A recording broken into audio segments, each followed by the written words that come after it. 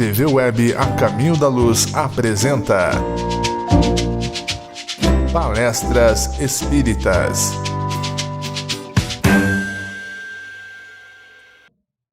O tema que nós vamos procurar abordar é, na verdade, um tema que possibilitaria todo um seminário de muitas horas para o nosso proveito, porque evolução do espírito é também algo simples, mas tem uma série de conotações, de possibilidades para nós examinarmos com carinho, com atenção, buscando na nossa querida doutrina espírita como um todo uma série de abordagens a respeito do tal tema para o examinarmos então com mais profundidade.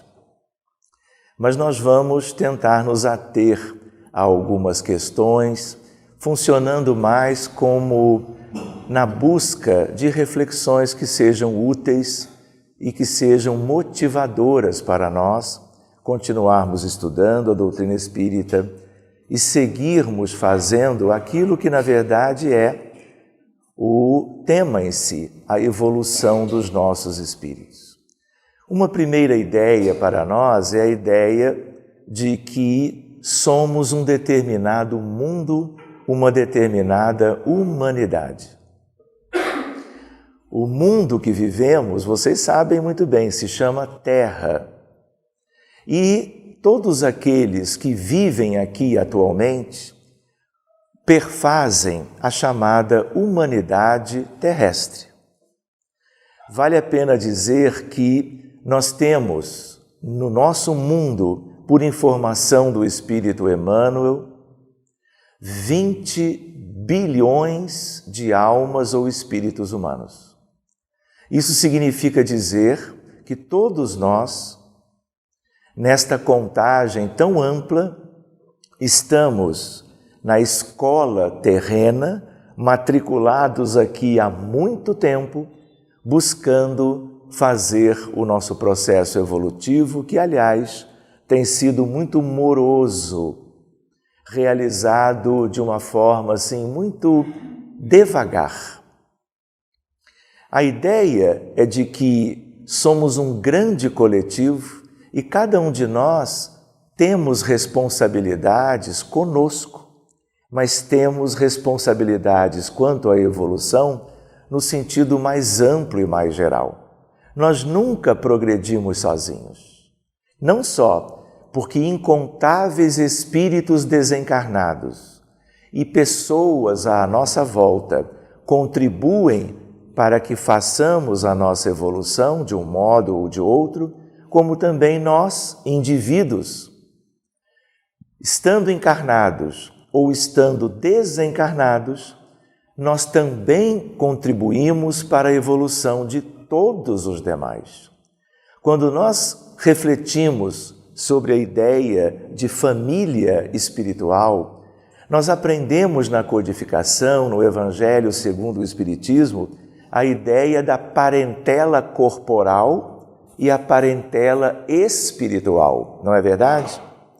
A parentela corporal muitas vezes não traduz um ambiente de almas afins, mas independentemente disto, somos todos de uma mesma família. E mesmo que tenhamos e temos dificuldades, às vezes, de relacionamento uns com os outros, por vezes no próprio ambiente familiar, ainda assim, aqueles que dividem a experiência humana conosco a todos os níveis são nossos familiares espirituais de um modo ou de outro, porque pertencemos todos a um único rebanho. Somos ovelhas diferentes, mas o condutor nos reúne aqui há milênios incontáveis.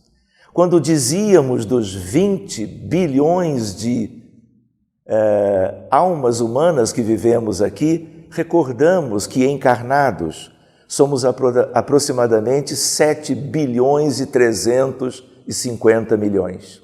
O que significa dizer que do outro lado da vida se envolvem nas condições humanas conosco, interagindo conosco no processo evolutivo, 12,7 bilhões de desencarnados.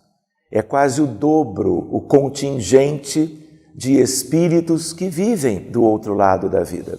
E a gente lembra, a ideia de família também envolve este aspecto numérico, porque hoje nós estamos aqui, mas amanhã estaremos de volta no mundo espiritual. Não é assim? Aqueles que perfazem aquele contingente do outro lado, estão muitos deles se preparando para voltar e, de certo modo, ocuparão os nossos lugares no ambiente dos encarnados, que é onde nós vivemos hoje, ao redor do mundo todo, na chamada crosta planetária. A informação quanto aos 20 bilhões de almas humanas, essa informação está no livro Roteiro, quando no capítulo O Grande Educandário, Emmanuel começa no primeiro parágrafo do capítulo trazendo esta informação há aproximadamente 70 anos atrás. De lá para cá é possível que sejamos muito mais. Por quê? Porque a população de um planeta, uma humanidade de qualquer orbe do universo, ela não é estanque, ela não é um número fixo. Ao mesmo tempo que espíritos estão partindo para realidades novas de um modo ou de outro, outros estão chegando. Então há fluxo, há movimento, há mudanças.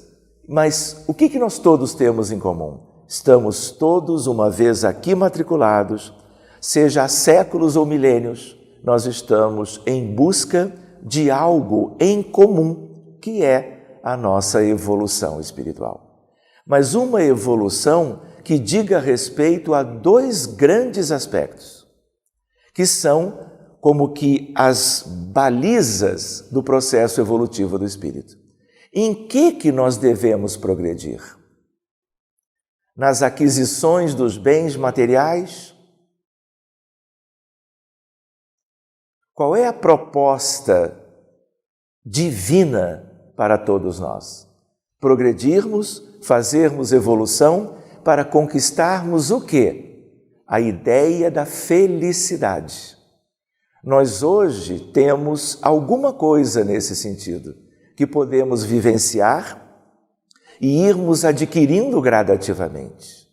Mas há uma felicidade que, como ele dizia, não é deste mundo.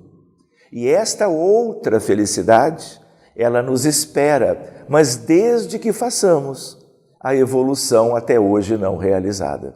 Quais são os dois aspectos, vamos dizer, mais significativos? Qualquer filho de Deus, qualquer criatura na condição humana, tendo alcançado isto, seja na Terra, como é o nosso caso, seja em qualquer outro mundo, pertencendo a qualquer humanidade, necessitamos de duas coisas. Uma delas, ciência universal, conhecimento. Por quê? Temos coisas maravilhosas nos esperando.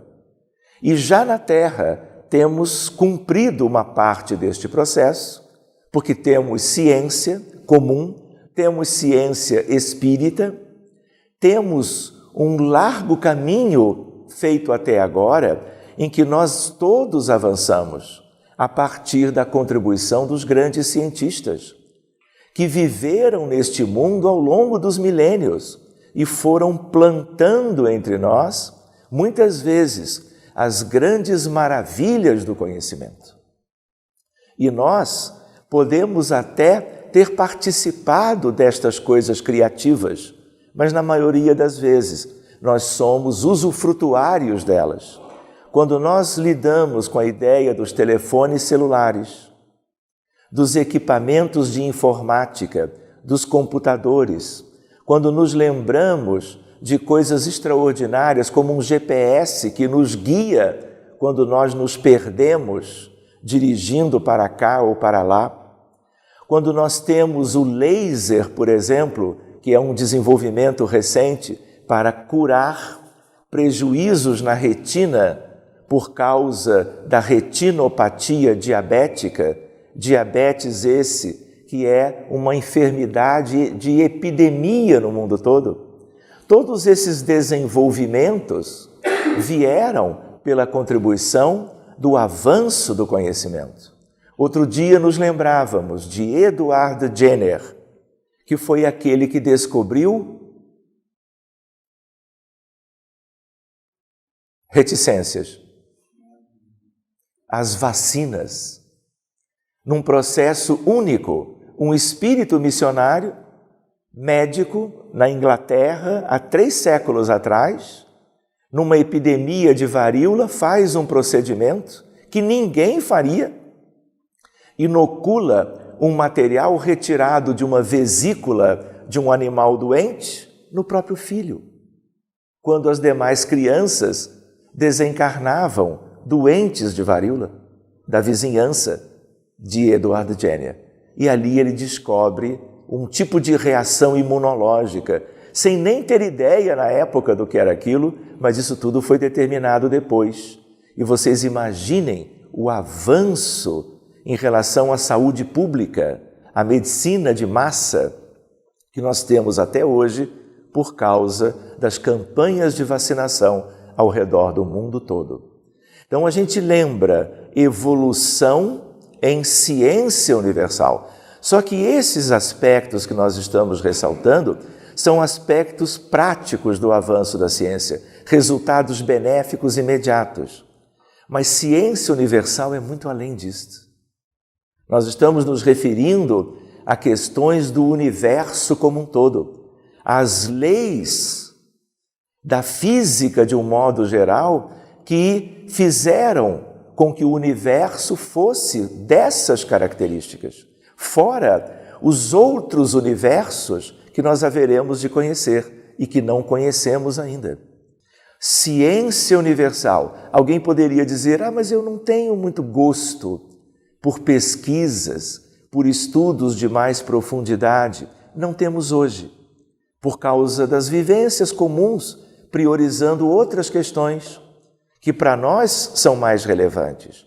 Mas mais cedo ou mais tarde, em vidas futuras, todos nós vamos nos interessar de conhecermos melhor todas as coisas, tanto do mundo em que nós vivemos, como dos mundos do futuro e dos mundos do presente que já existem há milhões de anos e que esperam propriamente que das suas realidades nós todos nos acerquemos e possamos conhecer tudo, sem nunca chegarmos ao conhecimento pleno da vida divina do grande Criador, o grande arquiteto do universo. Então esta é a asa do conhecimento, evolução do espírito. E é curioso, nós estávamos nos lembrando de nós mesmos vivendo na Terra, mas todos os espíritos de qualquer lugar têm que evoluir até as culminâncias do que nós chamamos de ciência universal. Culminâncias essas que nós até hoje não fazemos a menor ideia. Estamos como que engatinhando, vendo na Terra, ao longo de 5.000 anos de ciência, propriamente os rudimentos, as pequeninas bases daquilo que nós vamos conhecer de futuro. Um outro aspecto da evolução do espírito, qual é? O segundo grande aspecto. Segundo, porque falamos primeiro em ciência, mas deve ser o primeiro, porque é ele que abre as portas do universo. Como se chama isto? O desenvolvimento moral. O desenvolvimento de cada um de nós, dos nossos espíritos, no sentido de adquirirmos o que a espiritualidade nos coloca como as virtudes morais. Temos sido virtuosos? O que o silêncio de vocês quer dizer? Talvez o não. Muitos de vocês são virtuosos em muitas coisas. Na humanidade toda, aquelas 20 bilhões, quantas virtudes, a partir de grandes esforços, muitos adquiriram para si. Mas nós ainda somos viciosos. Orgulho, egoísmo, vaidade e tudo aquilo que deriva propriamente destes 3 grandes aspectos, que são muito negativos e que têm a ver com a falta de algo que a espiritualidade chama em termos de bondade, caridade, solidariedade, fraternidade e tudo mais que a palavra amor pode como que ensejar para as criaturas humanas, filhas de Deus. Reparem que hoje nós podemos estudar uma vida inteira, uma determinada especialidade de uma ciência qualquer, dedicando a vida àquilo, seja na medicina, seja na química, na biologia, na matemática, na física. Existem físicos modernos que são teóricos e físicos experimentais. Um que faz uma coisa não faz a outra. Um trabalha nos laboratórios e outro trabalha propriamente nas suas mesas e estúdios de dedicação exaustiva ao longo de horas incontáveis de cada dia. Buscando o quê? Se enfronhar naquele aspecto, aprofundando a sua dedicação a conhecer aquilo tudo. E a gente lembra, só quanto àquilo que nós já temos na Terra, nós teríamos que viver muitas vidas, cada um de nós, para nos enfronharmos em cada um dos aspectos que hoje já são desenvolvidos por aqui. E antes nós nos lembrávamos, nós não podemos esquecer, somos um mundo atrasado, somos um mundo de provas e expiações. E na hierarquia dos espíritos, nós só deixamos para trás uma primitividade mais crua.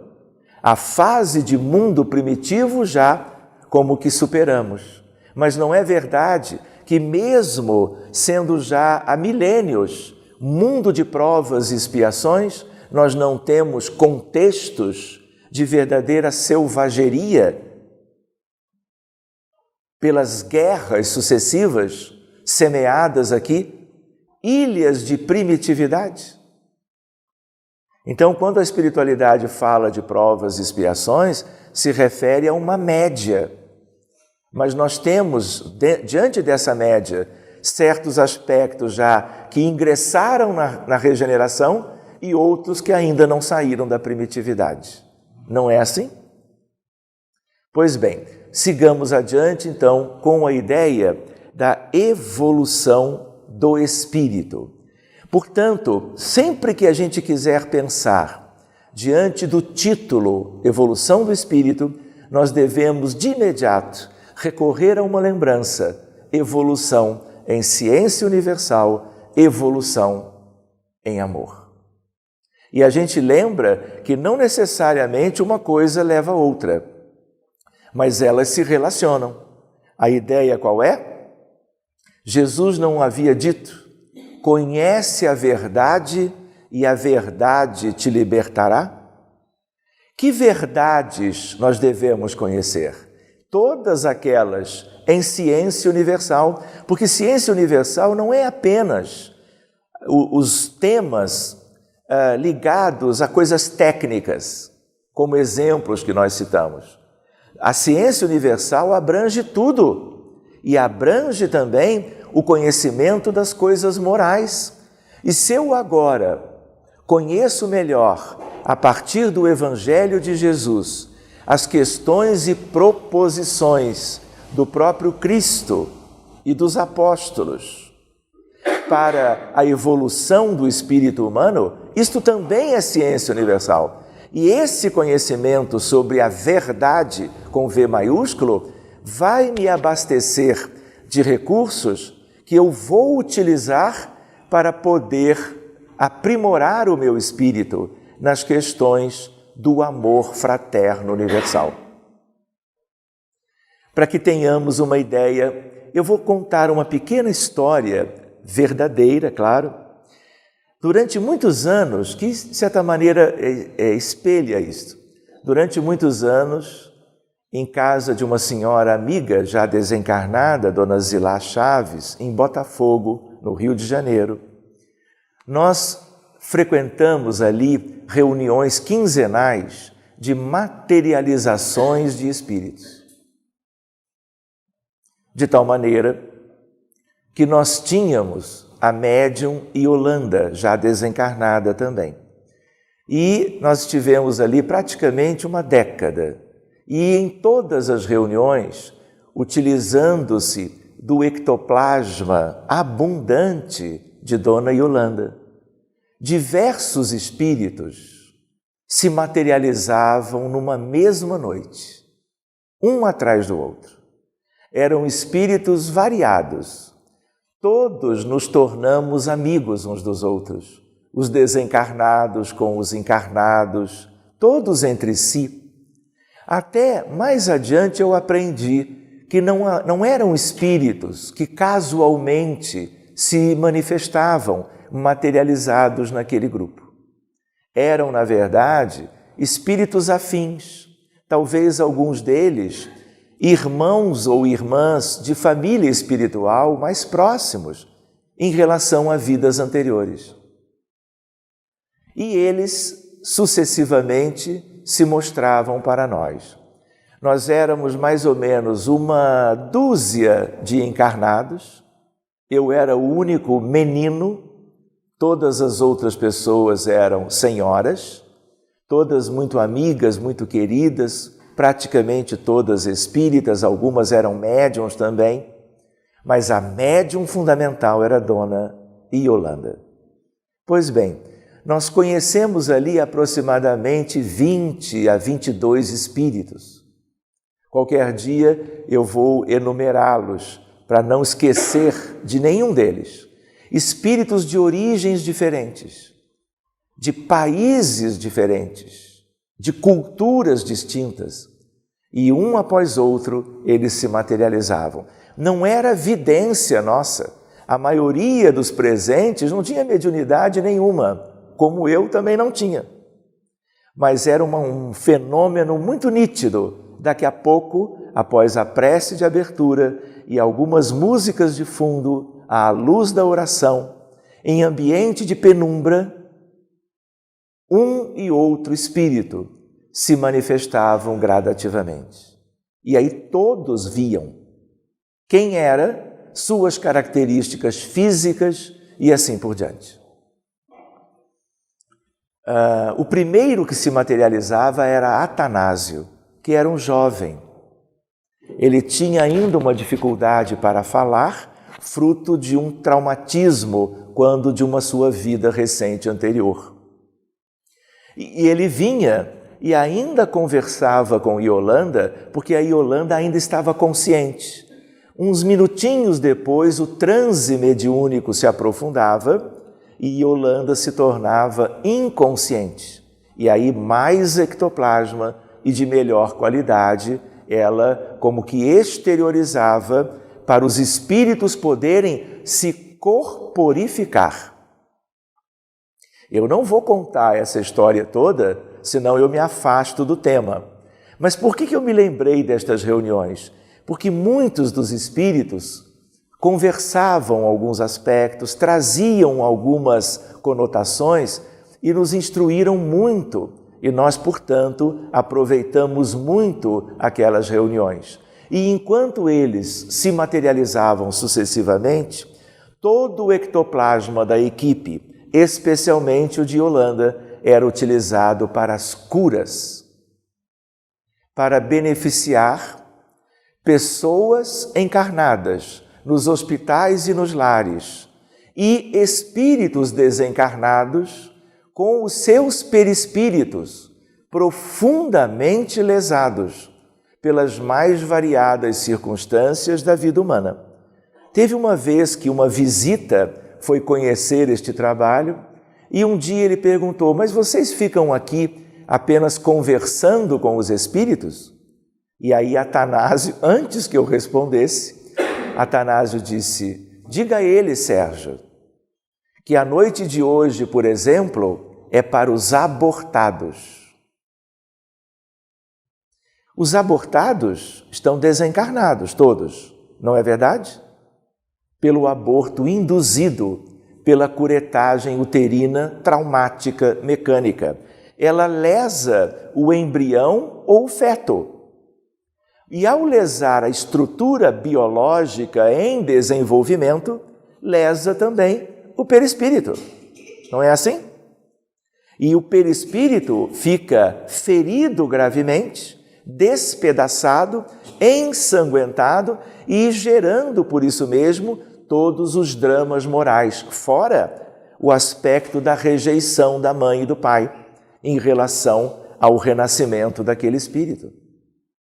Quando Atanásio diz para os abortados, significa que o ectoplasma é como um tesouro instrumental para se, como que devolver a anatomia e a fisiologia do perispírito lesado de todas as questões que nos visitam na Terra, inclusive esta que nós citamos.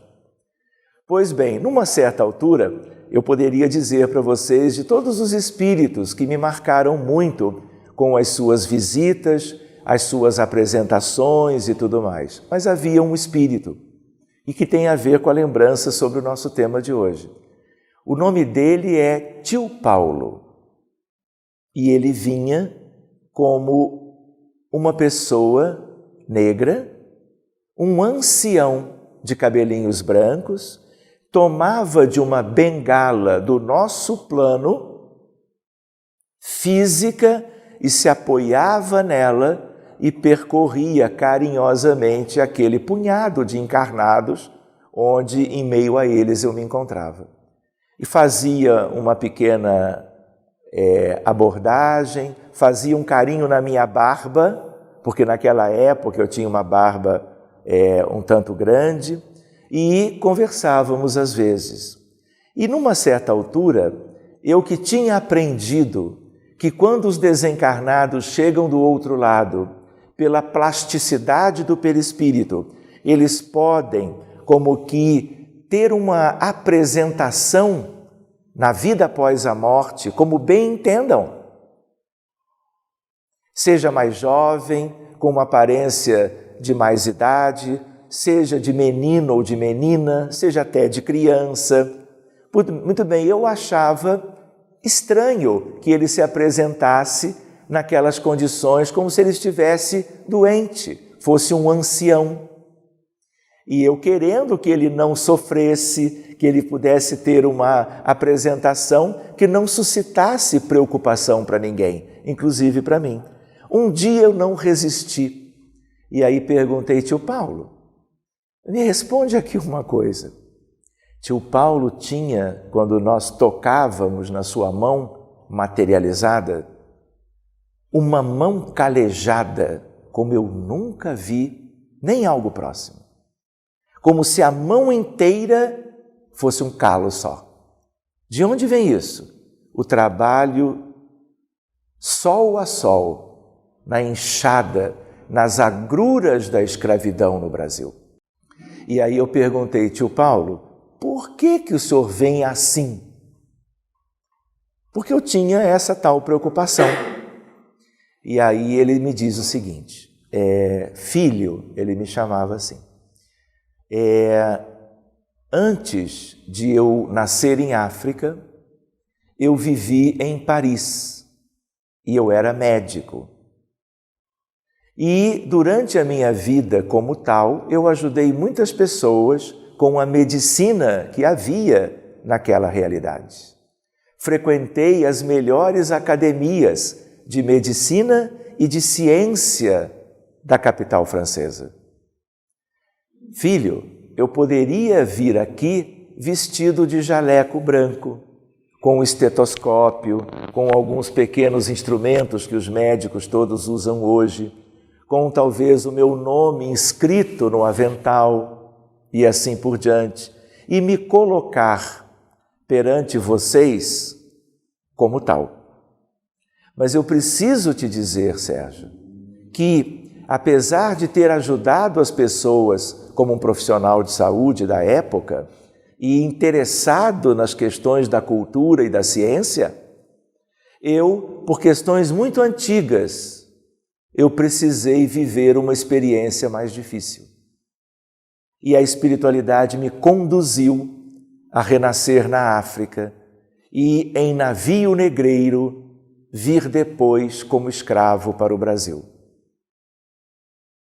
E ele me disse que ele foi capaz de viver aquela existência de grande sofrimento, mas com toda uma resignação e todo um desenvolvimento de algo que ele me disse, uma coisa chamada humildade, do qual eu era carente antes. E esta experiência amarga, dolorosa, desenvolveu em mim a possibilidade de me tornar uma alma mais humilde. E aí ele disse e completa assim comigo: Sérgio, a humildade abre as portas dos céus. E ele me disse então nas entrelinhas que ele não vem como que de um lugar comum, como os nossos lugares comuns quando estamos na erraticidade.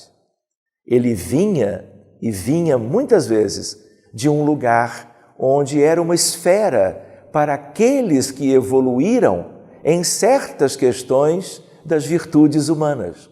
E se nós temos o orgulho, que é uma chaga nos nossos espíritos, que nós desenvolvemos ao longo de séculos incontáveis, a humildade é a antítese do egoísmo e do orgulho em especial.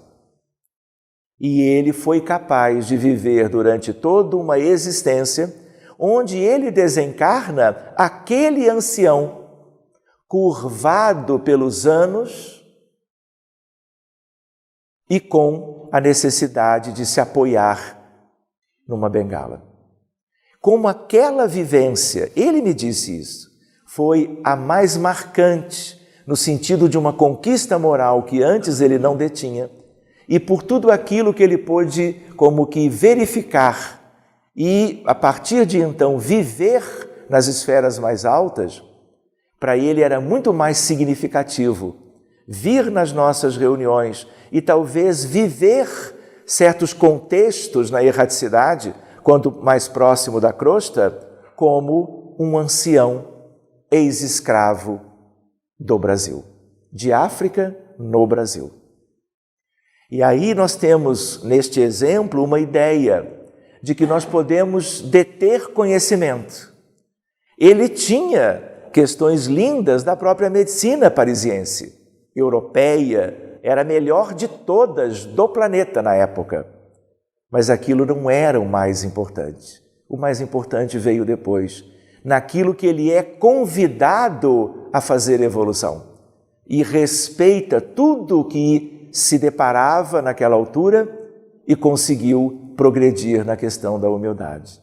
E ele era incomparavelmente feliz agora, em comparação, portanto, com qualquer outra etapa.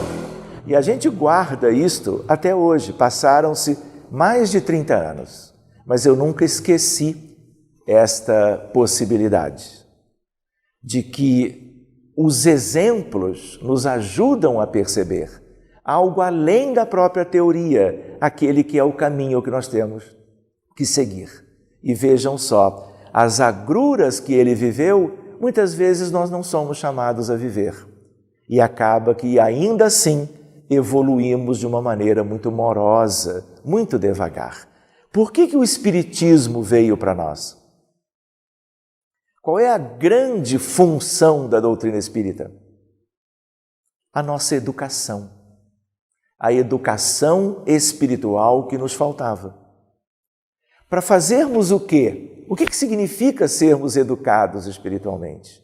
É já de saída termos um conjunto de instruções, sugestões que vieram das alturas do Espírito da Verdade, que é Jesus. para estarmos na Terra, ainda na vida atual, em qualquer existência após tomarmos ciência da codificação kardeciana e de obras complementares de valor, para que pudéssemos imprimir, a partir do conhecimento novo, uma velocidade maior no nosso processo de redenção espiritual. Nós não estamos aqui para isto? Transição planetária, qual é a próxima etapa? Não é a etapa redentora da regeneração? Tudo começou na primitividade. Estamos acompanhando uma longa jornada pessoal e de toda a humanidade, quanto a provas, às vezes rudes, e expiações, às vezes tão dolorosas, do ponto de vista individual e do ponto de vista coletivo. Mas de um ponto de vista outro, a ideia é de que a regeneração está batendo às nossas portas.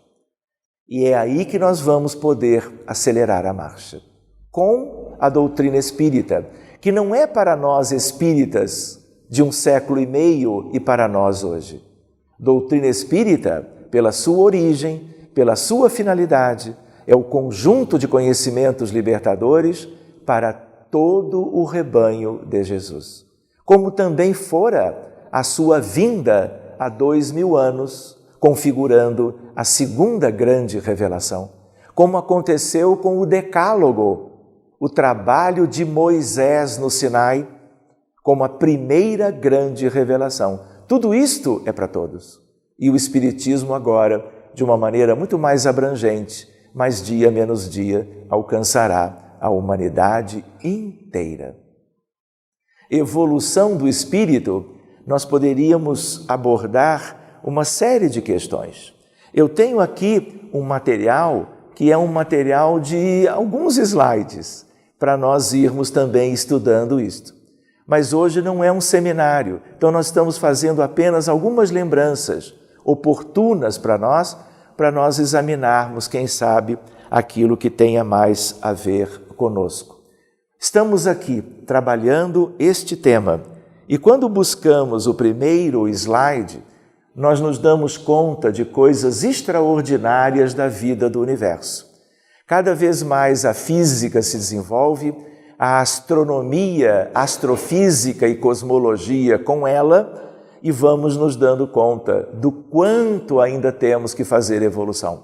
Porque o nosso orbe é limitado, estamos vivendo num planeta pequenino, que é um verdadeiro grãozinho de areia, numa praia cósmica extraordinária, divina, que um dia conheceremos de pertinho.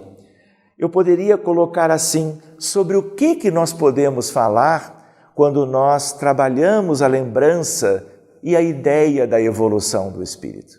Poderíamos falar de muitas coisas diferentes, como, por exemplo, a evolução do átomo ao arcanjo. Vocês conhecem esta frase, esta ideia? Vamos parar um pouquinho para pensar do átomo ao arcanjo. Como é que é isto? O átomo evolui. O que é um átomo? É uma estrutura pequenina da matéria. Seja matéria de alguma coisa material terrena, seja a matéria de uma estrela longínqua, como Sírius, por exemplo. Tudo que é matéria é constituído de moléculas e que, por sua vez, constituídas de átomos. Muito bem, se eu abrir um átomo, eu vou encontrar os chamados elementos constitutivos do átomo. Nós temos prótons, nêutrons e elétrons. Muito bem, vamos entender a ideia do átomo antes de dividi-lo. Átomo como um todo. Pode ser um átomo de hidrogênio, de hélio, de cádmio, de cálcio, de cobre e de outros tantos elementos da tabela periódica. A tabela periódica da química é uma tabela dos vários tipos diferentes atômicos. Pois bem, e aí eu pergunto para vocês, átomo, a princípio, é estrutura material. E o que Leon Denis, por exemplo, nos disse? Aquela frase, o ser evolui do átomo ao arcanjo. Ou seja, mesmo questões ligadas à matéria vão se aperfeiçoando. Nós não aprendemos na codificação algo que tem a ver com princípio espiritual? Os animais têm espírito propriamente dito? Os de condição humana não, porque eles são sub-humanos, mas eles têm uma realidade espiritual que os animam, como nós temos as nossas almas. Porque quando nós falamos de alma ou espírito, estamos nos referindo à condição hominal. Todos os seres da criação, antes da condição humana, eles têm princípio espiritual, sejam os animais, os vegetais, os minerais e todos os elementos que os constituem. O nosso corpo comum e o nosso perispírito, eles são constituídos de átomos e de moléculas. Portanto, eles têm uma contrapartida material. E um átomo mais simples de todos, que é o átomo de hidrogênio, vejam a ideia, será arcanjo um dia.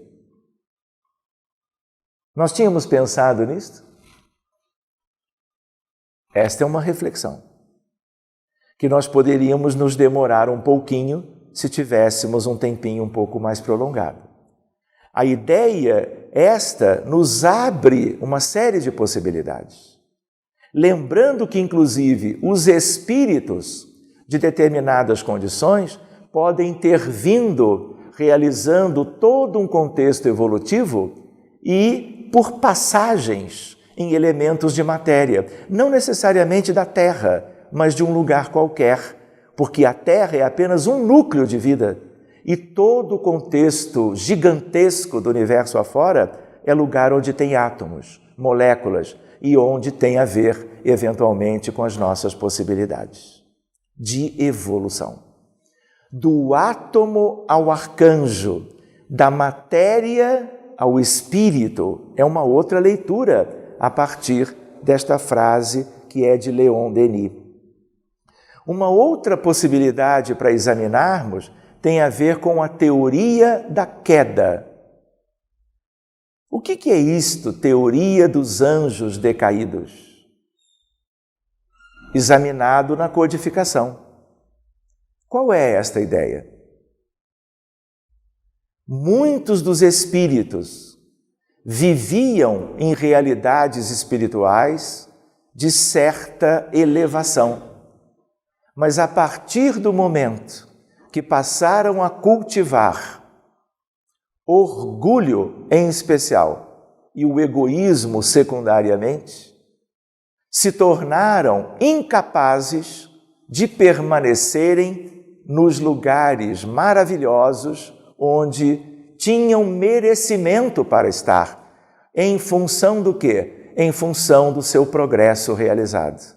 Mas a partir de certas circunstâncias, decaíram e precisaram viver reencarnações para poderem trabalhar as dificuldades morais que passaram a cultivar em seus próprios espíritos. Essa é uma outra questão para, numa eventualidade, examinarmos mais adiante, a chamada teoria da queda, teoria dos anjos decaídos. Não vamos nos referir agora a uma ideia que é a ideia de Pietro Baldi, sobre sistema e antissistema, e é uma outra consideração útil para o futuro, para que conheçamos melhor estas coisas. Outra ideia é a ideia da evolução moral do espírito humano na Terra. Poderíamos examinar isto recordando algumas coisas, como já fizemos, e outras que significariam um pequeno aprofundamento em relação a isto. O espírito humano na Terra, que chegou aqui há milhares de anos, muitos foram se desenvolvendo aqui mesmo, como os chineses, por exemplo, lembrando de Emmanuel no livro A Caminho da Luz, em que ele explica que muitos povos tiveram o seu grande desenvolvimento aqui e chegaram aos dias de hoje, sempre esses espíritos vivendo no planeta Terra. Mas existem outros que vieram de fora.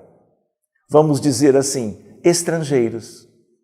Existe um princípio que é o princípio da solidariedade entre os mundos. Solidariedade não é uma palavra que a gente entende um pouco? Às vezes mais entende do que realmente vivencie, não é assim? Mas existe uma solidariedade entre pessoas, entre famílias, entre comunidades, entre grupos afins. Mas nós também nos lembramos que existe, por informação de espíritos lindos que nos instruem, em livros espíritas conhecidos talvez de muitos de vocês, a ideia do princípio da solidariedade entre os mundos. Ou seja, muitos espíritos foram de Sírios para a Capela, de Capela para a Terra, e da Terra muitos irão para um planeta próprio para seguirem nele a sua evolução e as conquistas que não conseguiram realizar por aqui. Pois bem, nós estávamos nos lembrando que Emmanuel nos fala dos capelinos e nos dá uma ideia, que é uma ideia extraordinária de que somos um grupo tão heterogêneo que também pertencemos como que a humanidades diferentes, agora todos formando a humanidade terrena. Lembrando estas coisas, também nos recordamos que talvez muitos de nós tenhamos vindo de fora. E temos mais um motivo, porque perdemos Capela e agora temos a Terra e não podemos perdê-la. E devemos, por isto mesmo, buscar realizar a evolução que nos falte. Porque é justo, como que concluindo as etapas que nos faltam, que nós conseguiremos nos manter por aqui. E quem sabe seguirmos com o grande contingente que permanecerá na Terra, que viverá essa possibilidade e nunca mais sairá daqui, acompanhando a marcha ascensional dessa humanidade que herdará o nosso mundo. Enquanto que outros farão algo num outro orbe, seja ele de que nome for, mas é algo já providenciado pelos espíritos superiores para que todos continuem tendo um lugar. E o lugar de cada um sempre foi, é e será o melhor lugar para cada alma humana, para cada espírito imortal. Nós poderíamos abordar a questão da transição planetária e suas repercussões. Isso não tem a ver com evolução espiritual? Se nós nos recordarmos do abril do ano de 2010, abril de 2010 diz para vocês alguma coisa? Centenário de nascimento de Francisco Cândido Xavier. E em Brasília se dava um grande congresso, um evento espírita, reunindo espíritas de todo o Brasil e alguns que vieram de países de fora, portanto, países irmãos, em função daquilo que se daria em homenagem ao nosso querido Chico. Para vocês terem uma ideia, antes de tudo transcorrer ali, inúmeras providências foram desenvolvidas pela Federação Espírita Brasileira para que tudo funcionasse muito bem e o Congresso como que cumprisse a sua finalidade. Na abertura do primeiro dia, vejam só, muitos, centenas de trabalhadores foram entrar bem cedo no lugar dos eventos para darem início aos preparativos formais antes da chegada dos congressistas. Foram aproximadamente 15 mil pessoas. E nessa altura, alguns dos trabalhadores cooperadores para aquela tarefa eram médiuns. E muitos deles viram mais de 1000 espíritos, como que entrando juntos. E alguém perguntou, mas quem são esses espíritos em tão grande quantidade, vindo para participar do congresso na espiritualidade? Esses espíritos eram espíritos que tinham mantido, durante a lavra mediúnica de Chico Xavier, contato com o médium. Nas psicografias, nas cartas de familiares desencarnados, como vocês conhecem bem a história deste aspecto notável da dedicação de Chico às famílias aflitas pelas perdas dos seus entes queridos, esses mais de 1000 espíritos estavam vindo para homenagear o homenageado do evento que era Chico Xavier. E todos eles participaram propriamente do evento. Nós estávamos nos lembrando deste congresso em si por causa do nosso tema. Jesus de Nazaré, como que dá uma atribuição ao anjo Ismael. Quem é o anjo Ismael? O espírito angélico encarregado de ajudar a que o Brasil possa vir a ser no futuro a pátria do Evangelho, o grande celeiro espiritual da humanidade. Estamos construindo isto lentamente. Pois bem, é o livro de Humberto de Campos, que vocês devem ter lido. E se já não o fizeram, a hora de fazer agora. Vocês não podem deixar para amanhã, porque o tempo passa. E assim como A Caminho da Luz, roteiro, e o livro Brasil, Coração do Mundo, Pátria do Evangelho, leitura obrigatória. E o quanto mais cedo nós fizermos isto, melhor para nós. Isso nos ajudará nas motivações do nosso desenvolvimento espiritual. Pois bem, numa determinada altura aconteceram coisas extraordinárias no evento. E aí, o anjo Ismael, que é o espírito protetor do Brasil, convida todos os espíritos análogos de todas as pátrias, de todas as nações, de todas as culturas da Terra, de todos os tempos. Olhem que coisa linda! E enquanto os encarnados aproveitavam as exposições doutrinárias durante os 3 dias do evento, a espiritualidade do orbe todo, convidada pelo Cristo e por Ismael, se reuniam numa esfera muito elevada e tratavam dos temas referentes à evolução do planeta como um todo. Aproveitando a reunião de tantos e tantos espíritos, muitas coisas foram decididas ali. Lembrando uma questão que está ali por último, a questão da transição.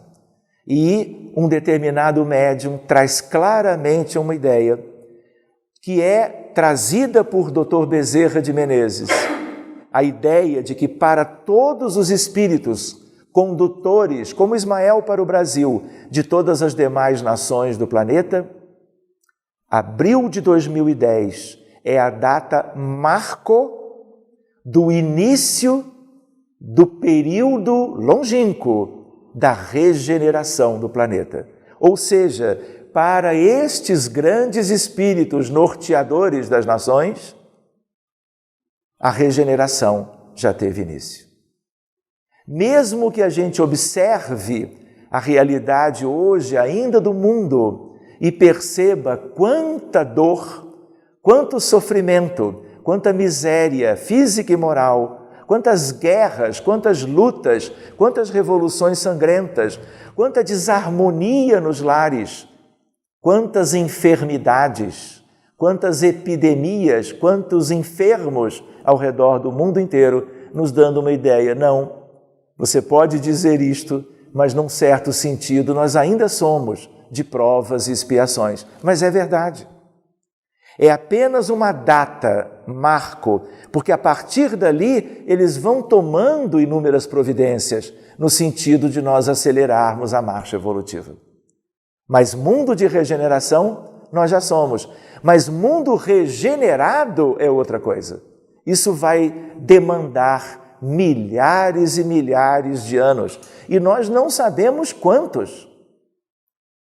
Teremos necessidade de utilizar dos calendários sublimes do universo para fazermos aquilo que será completarmos o processo da regeneração. E a gente lembra, transição, já houve uma antes, de mundo primitivo para mundo de provas e expiações. Centenas de milhares de anos. Estamos agora no limiar de mais uma transição, que é a que nos interessa, porque nós estamos aqui candidatos a fazê-la. Mas nós não vamos ter uma outra transição depois? Pode ser daqui a 48 mil anos. A gente pensa, puxa, tanto tempo vai ser necessário? Nós não sabemos, mas pode ser que sim. Quem é que vai determinar isto? Cada um de nós, porque a evolução de uma humanidade, a evolução de um orbe, depende da evolução individual e do esforço de cada um, porque uma humanidade, ela é simplesmente o quê? O somatório daquilo que é a realidade individual nossa. A ideia de uma nova transição lá longe. Vocês já imaginaram o que será a vida naquele grande futuro? Aqui na Terra. Quando nós estivermos pensando, quem sabe, reunidos assim num centro espírita, se não em São Paulo, mas num outro país qualquer eventualmente, podendo estar examinando uma transição diferente, de mundo regenerado para mundo ditoso ou feliz. E ainda temos uma outra transição, talvez para daqui a meio milênio, a transição onde deixaremos aquela felicidade própria desta realidade para a pureza, a ideia de um mundo puro, de um mundo quase perfeito. Mesmo assim, é um processo. Até que atinjamos uma condição de pureza perfeita e imaculada dos grandes espíritos definitivamente puros. E eles serão puros naquilo que comentávamos no início, em bondade e amor. Evangelizados há milênios.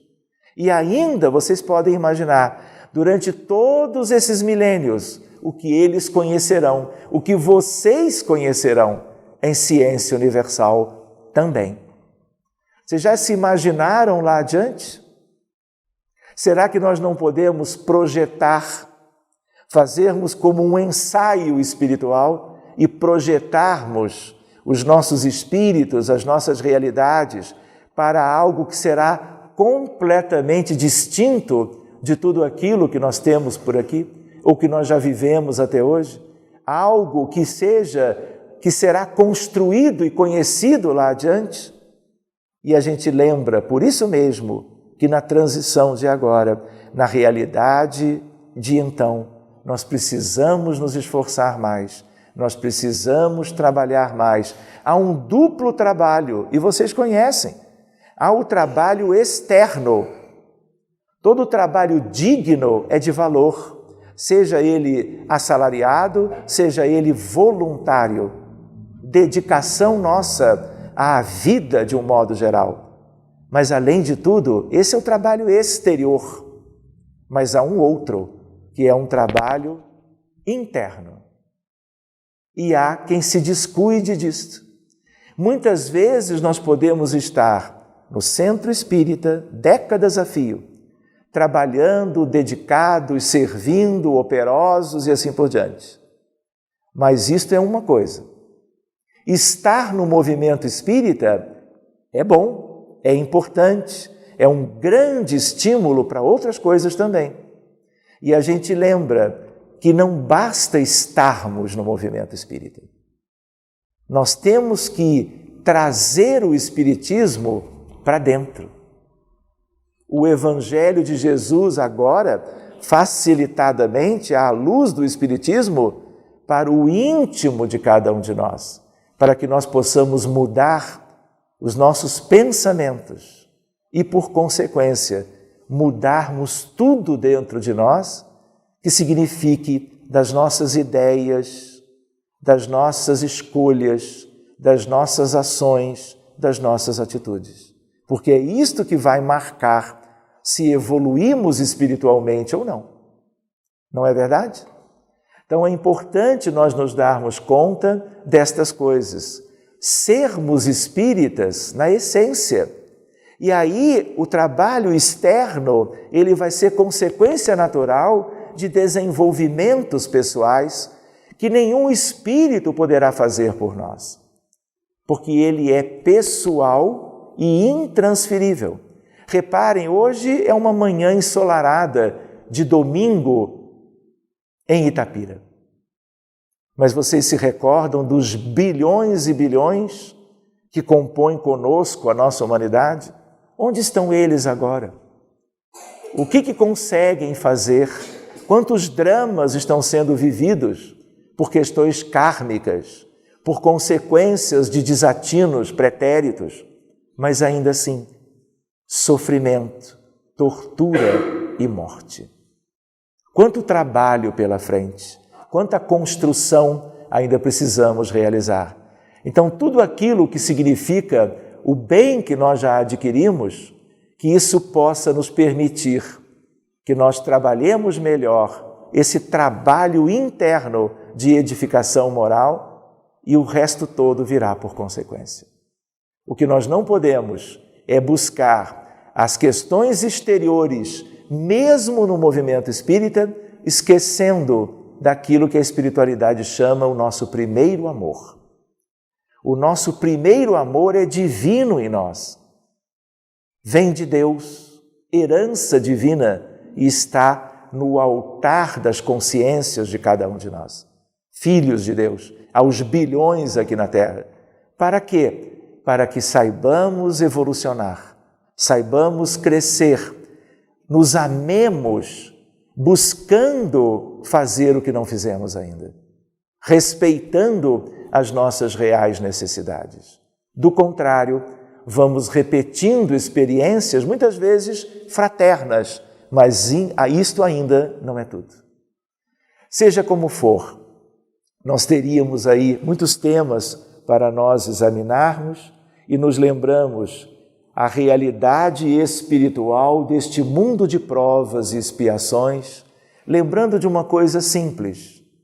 Dizíamos outro dia algo a respeito também. Quando estamos vivos, ou supostamente vivos, encarnados, estamos na crosta. Verdade? Mas há o outro lado da vida. Quando estamos com corpos físicos encarnados, significa que não temos outro lugar. Temos que viver na superfície. Temos que viver em qualquer lugar do mundo, mas plantados na superfície do planeta, crosta planetária. E nos aglomeramos aqui, porque não há outro lugar. O que varia é a questão de qual nação nós estamos vivendo. Agora, quando estamos desencarnados, nós temos esferas diferentes de vida e não nos aglomeramos mais.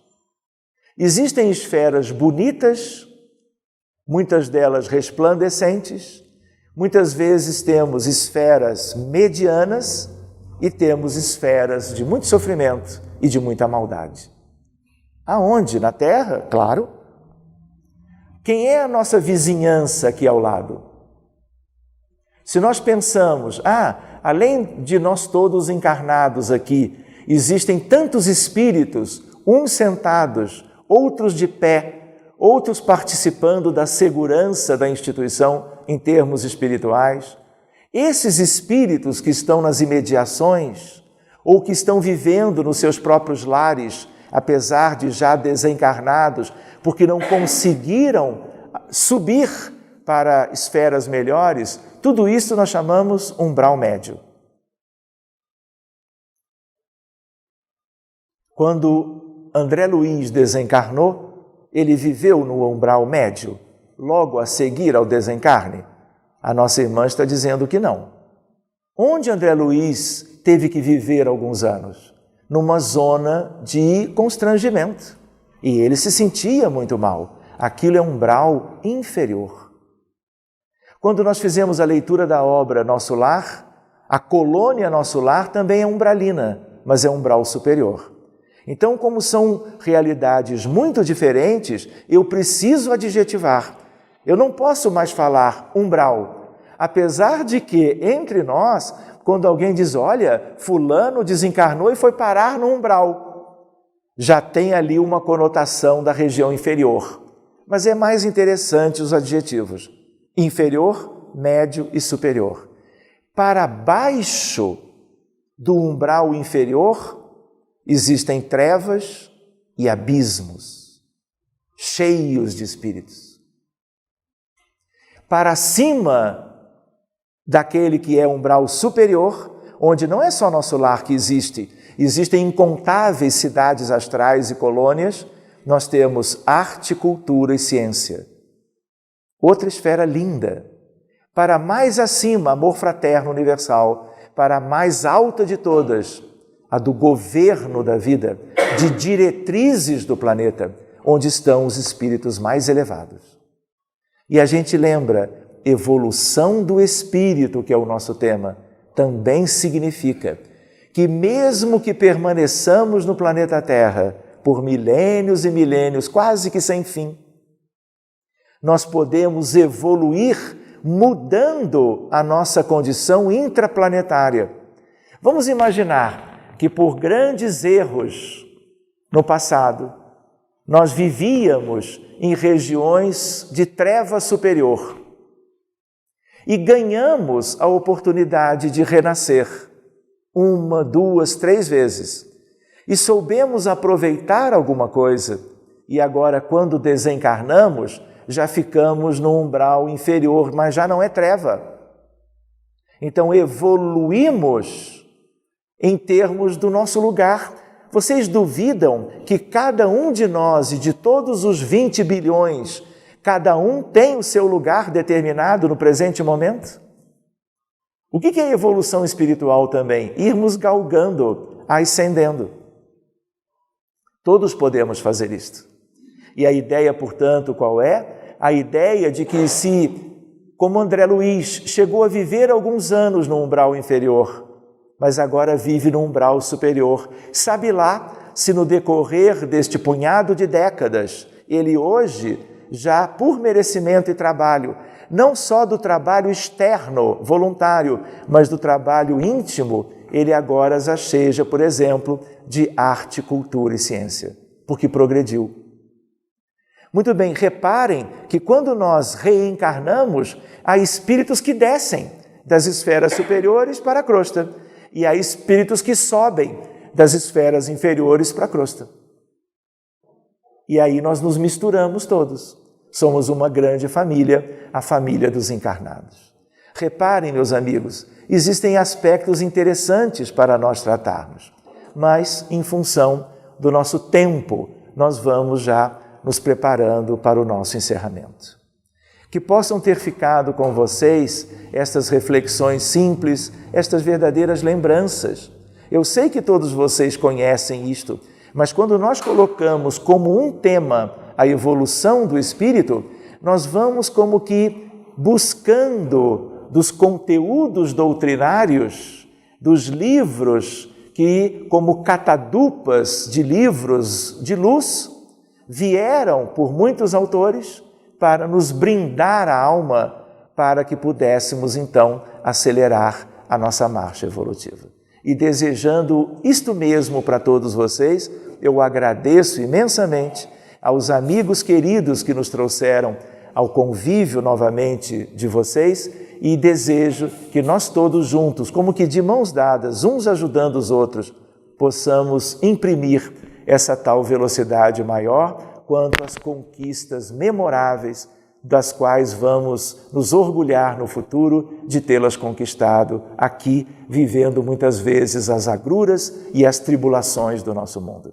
Que Jesus os abençoe e que possamos nos rever em breve. Muitíssimo obrigado pelo carinho de vocês e pela vossa atenção. Que assim seja, amigos.